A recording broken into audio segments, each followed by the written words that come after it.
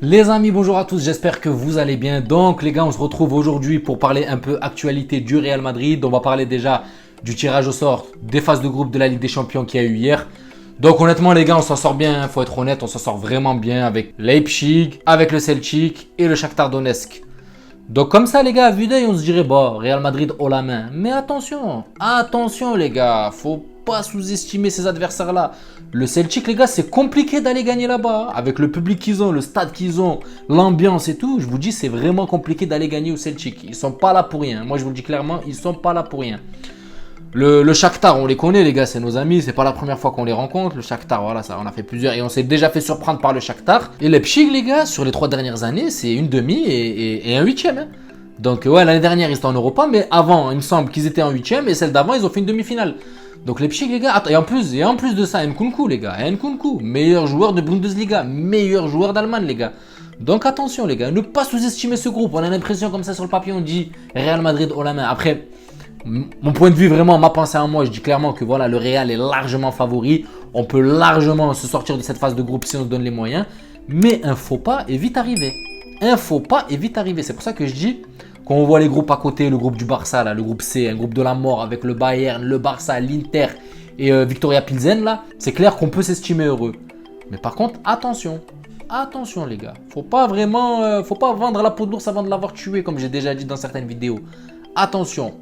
Je pars, allez, on va dire serein à 80%, mais je laisse quand même 20% de hasard. Après, j'ai confiance au Real Madrid. Si on part sur un grand Real Madrid comme l'année dernière, avec de la magie, avec des émotions, avec de la surprise comme l'année dernière, on devrait s'en sortir.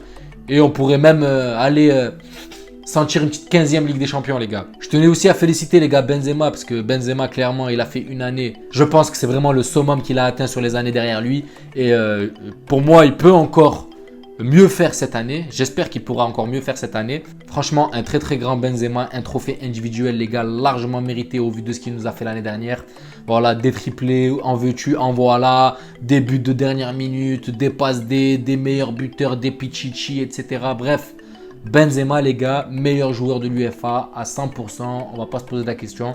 Et il y a un petit ballon d'or qui l'attend pour la fin de l'année, tranquille, où il peut se poser tranquille, les deux oreilles comme ça. À moins qu'il nous sorte une surprise là, de dernière minute qui nous font péter les plombs. Moi, j'éteins la télé, je regarde plus le foot si Benzema, honnêtement, il est pas ballon d'or. Pareil, je reviens un petit peu sur l'actualité du Real Madrid. Donc, les gars, actu transfert, là, on parle d'un transfert de Marco Asensio. Marco Asensio, les gars, serait sur le départ et il serait pisté par Manchester United qui serait prêt à proposer, à formuler une offre de 30 millions d'euros. Donc je vais être honnête les gars, vraiment mon point de vue, hein, si vous n'êtes pas d'accord, vous pouvez me le dire, mais moi je pense vraiment qu'il faut vendre Asensio, même si je ne vais pas lui cracher dessus, parce que Asensio l'année dernière il nous a quand même mis 12 buts, il me semble, 12 buts en une quarantaine de matchs.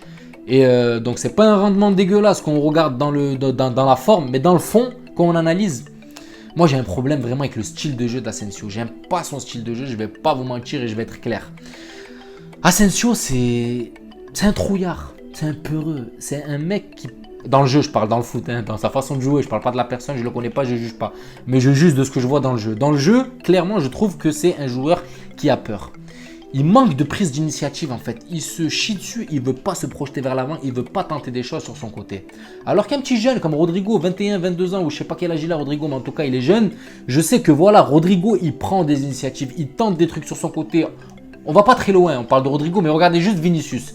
Vinicius, quand il prend la balle, les gars, regarde, il multiplie les tentatives, il essaye tout, il teste. Bref, c'est un mec qui prend des initiatives et qui tente. Et il va tenter, on va dire, je prends un exemple chiffré, il va tenter 30 trucs, il y a peut-être 20 trucs qui vont pas passer, mais il y a 10 trucs qui vont passer et qui vont ramener un coup décisif pour l'équipe, qui va nous ramener un but, un compte favorable, un truc. Donc c'est un mec qui prend des initiatives et qui porte ses cojones pour se projeter vers l'avant. Quand il voit que c'est vraiment refermé, que ça le prend à 2, 3, 4, il revient derrière. Asensio, un contre un, il revient derrière. Asensio, un mec qui fait juste semblant de revenir vers lui, il revient derrière, il se chie dessus, il a peur. Voilà pourquoi j'ai un problème avec le style de jeu d'Asensio. Donc comme je vous ai dit, je ne lui crache pas dessus parce qu'il a quand même contribué, il a apporté quand même ses 12 buts qui nous ont largement aidés.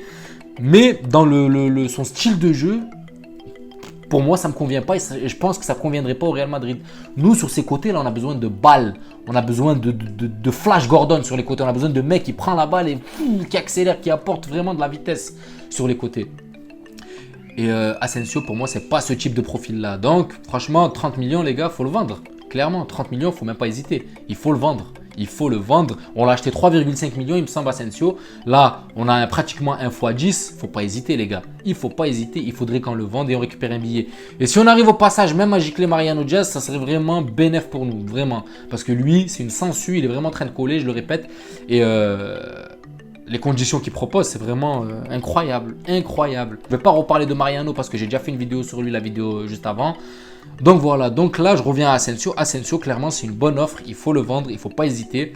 Et ça serait que bénéfique pour le Real. Et là où ce pognon qu'on récupère là, il faudrait vraiment voir une doublure déjà pour Karim Benzema. Ça reste dans ma tête. Il faut vraiment trouver quelqu'un pour suppléer Karim Benzema parce que ils vont se taper 40 ou 50 matchs dans l'année et il y aura de la fatigue. Ça va tirer sur les organismes. Donc il faut vraiment penser à ça. Et il y a un autre poste vraiment qui m'inquiète un petit peu. C'est le poste de latéral droit. Donc Vasquez, je lui fais pas totalement confiance, les gars. Vasquez, je lui fais vraiment pas totalement confiance. Donc Dani Carvajal, pour moi, 30 ans, le poste de latéral. Il y a des jours ça va, il y a des jours ça va pas. Voilà, il n'y a pas une régularité à 100% au top. Il se blesse beaucoup plus souvent que la norme. Là, on voit que voilà, Carvajal, là déjà, début de saison, il était blessé. Là, il revient. Il fait un match bon, un match moyen ou même médiocre le dernier match là. Donc Carvajal, voilà, c'est le titulaire indiscutable, mais il faut quand même une bonne doublure. Lucas Vasquez, c'est plus un piston. C'est comme le style de jeu du Paris Saint-Germain avec 3 défenseurs, 2 pistons qui montent et qui descendent. Vasquez, il est plus vocation offensive. C'est pas une vocation défensive. Défensivement, il a du mal. Il serait mieux sur une défense à 3 avec 2 pistons et faire les allers-retours en venant juste aider la défense à 3. Mais là, garder son poste de latéral. Alors lui, il a tendance à trop se projeter devant et à se faire prendre par derrière. Donc vraiment, voilà.